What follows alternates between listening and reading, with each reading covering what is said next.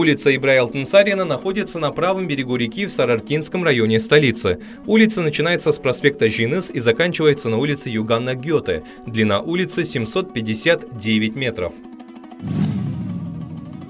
Ибрай Алтынсарин – просветитель, педагог, писатель, этнограф, общественный деятель. Настоящее имя Ибрая – Ибрагим. Алтынсарин является одним из основателей казахской письменной литературы и литературного языка, внедрившим в нее передовые мысли и темы. Произведения Алтынсарина, его новые жанры, образы значительно обогатили как сюжетное, так и структурное содержание казахской литературы. Труды Ибрая изобилуют философскими рассуждениями и заключениями. Алтынсарин перевел на казахский язык большое количество русскоязычных детских произведений, внес огромный вклад в просвещение казахского народа.